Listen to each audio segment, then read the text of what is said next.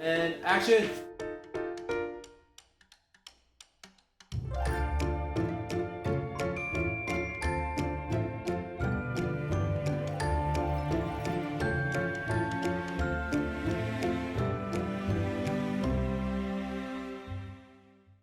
Welcome to Why Wine Without Wine. I'm Christina Zapanta, owner of IAJ Multimedia. And I'm Hillary Williamson, owner of Climb Strategies, and we are not real talk show hosts. But we are real entrepreneurs. Yes, we are. We are a business talk show with entrepreneurs for entrepreneurs.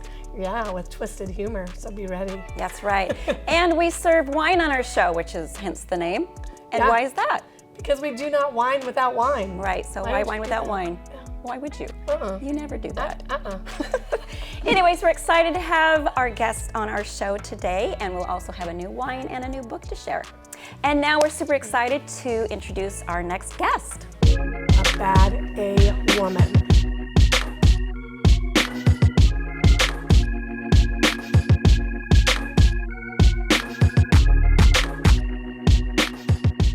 Welcome. Yay, welcome, Thank Heather. you. Thanks for having me. It's So great would to be you here. like a glass of wine while you're telling us about what you do? Of course, that's why we're here, right? Yes, Yes. Good, all right. So, I am the founder and director of She Leads Me.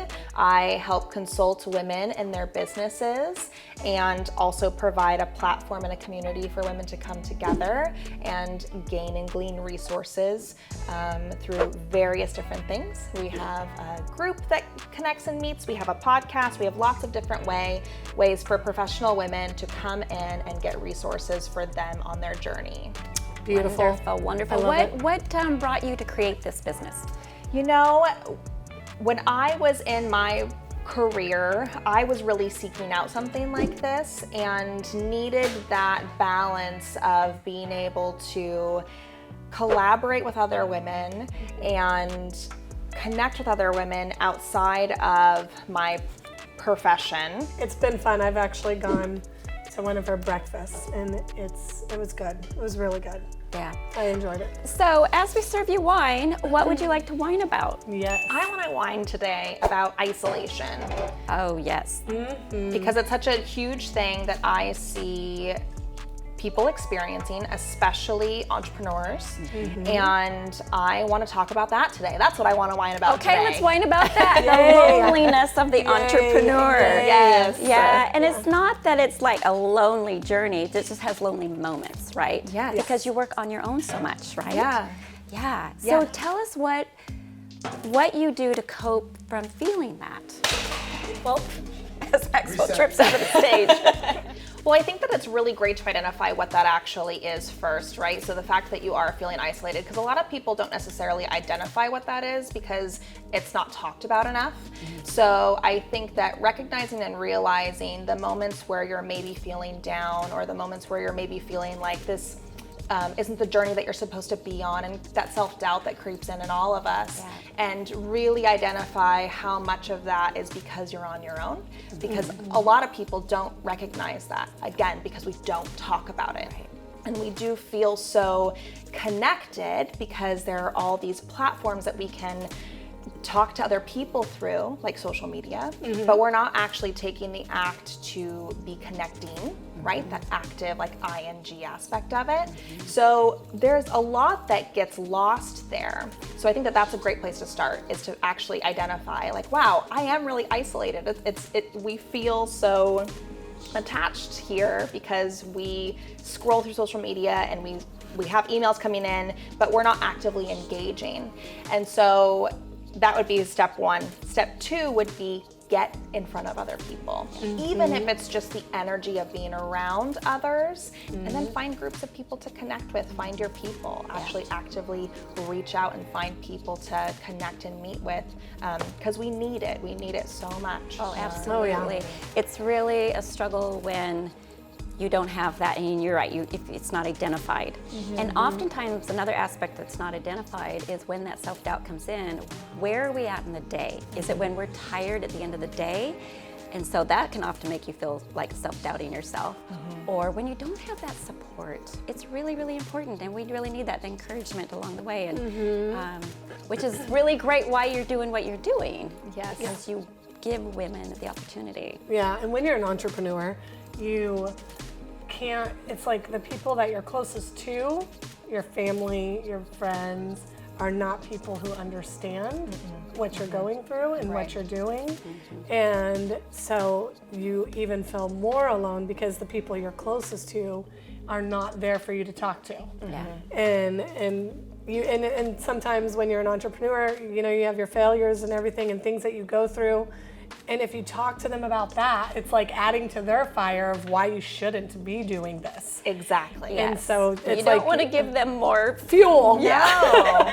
And one of the biggest things about isolation is actually finding the qualified people to talk to about this, right? Because you can't just open up to anybody. You are on a journey that not a lot of people go through. You're on a journey that not a lot of people actually find success in, right? So you need to find qualified people to go connect with and be with that can actually give you what you need.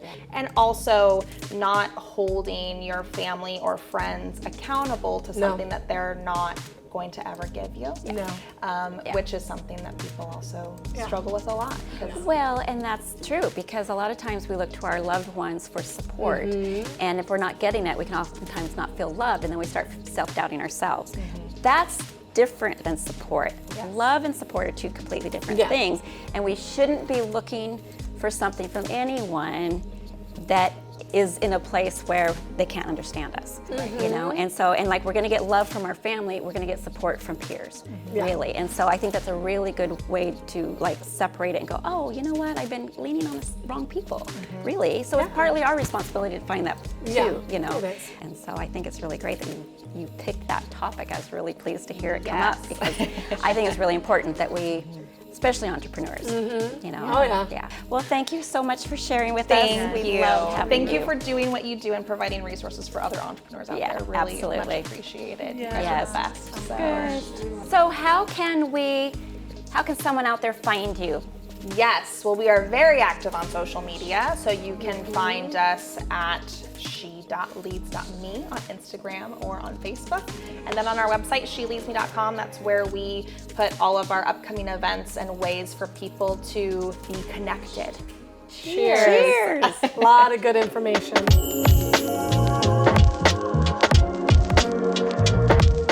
So, our desert wine, what do you think? I have my own thoughts, but you're the... No, I'm not. But this is what I think. You know, it's a red blend from Columbia Valley, from Maluke in the Columbia Valley here in Washington. It is a red blend, but it has like, I'm used to drinking red blends that have like 3 different wines, right? This one has five different reds in it. So it is a blend of Cab Sauvignon, a Cab Sauv, Merlot, a Cabernet Franc, a Malbec, and a Syrah. So all of those in this. And this family started it in the 80s, 3rd generation farmer. Doug and his wife, Joanne, planted their first vineyard. It's a small 13-acre plot that included Chardonnay and Cabernet Sauvignon. But what began as a hobby soon spiraled into an entire family's passion. Today, Doug and his son, Greg, farm more than 500 acres. Wow, it's a lot of grapeage. Yes, you know, grapes and acreage, grapeage. It is a lot of grapes. So what we did recently is we got together and we tasted our wine ahead of time so we could just enjoy it and be really honest with each other about it. And it's incredible how a second bottle is tasting different to me.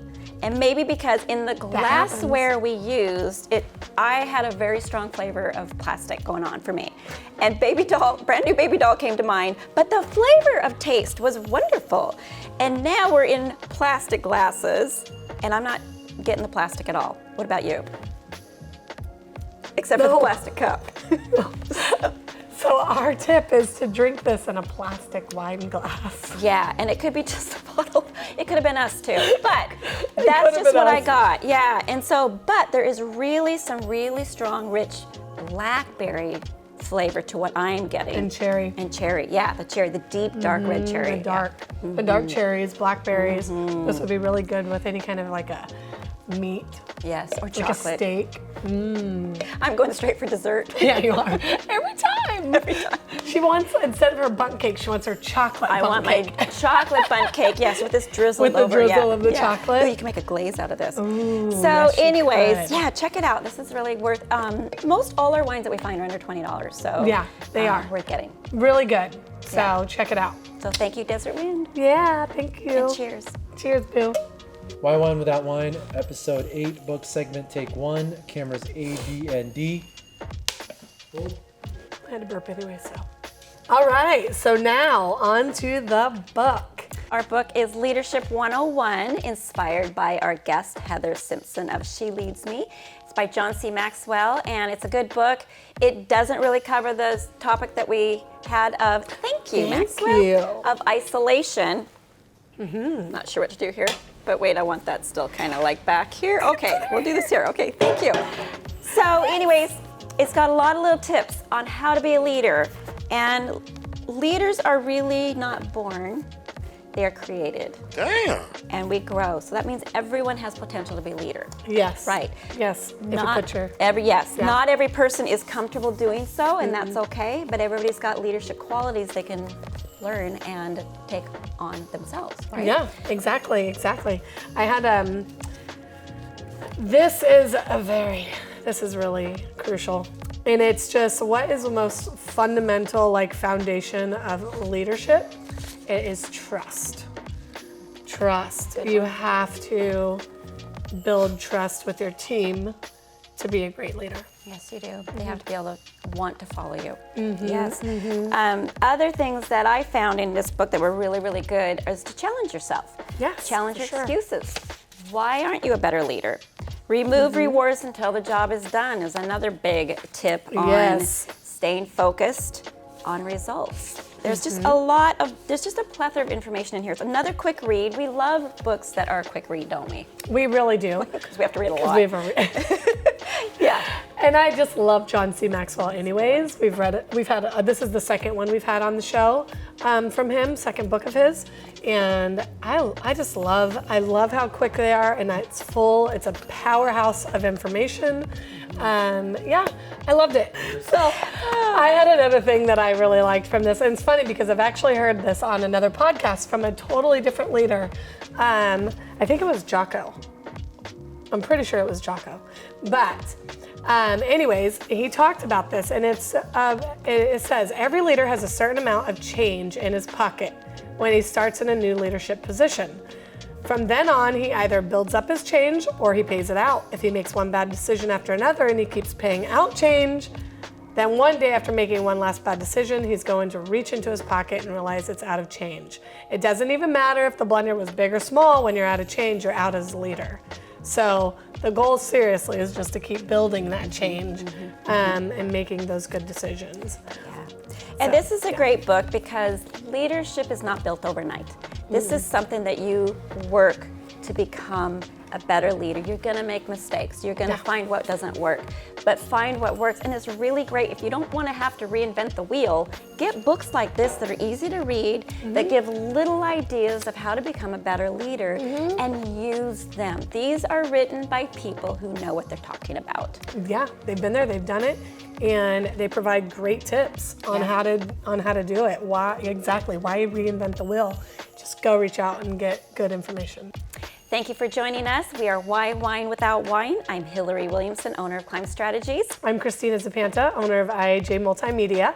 Find us on YouTube, IGTV, Facebook Watch. Please share it with your friends if you feel that you are getting useful information out of it. Comment, let us know if you have any books, podcasts, wines, anything. Yes, and we have blogs and wine review and the books that we do on our Facebook, so check that out also. Yes. So also just to let you know that any humor that you find not very tasteful on here is not reflective of our lifestyles or beliefs of any of our guest, cast, or crew, and is for entertainment purposes only. Real entertainment purposes. Real entertainment purposes. So, but with that, we would like to thank you, all you entrepreneurs out there, and good luck, you crazy people. And embrace that you are.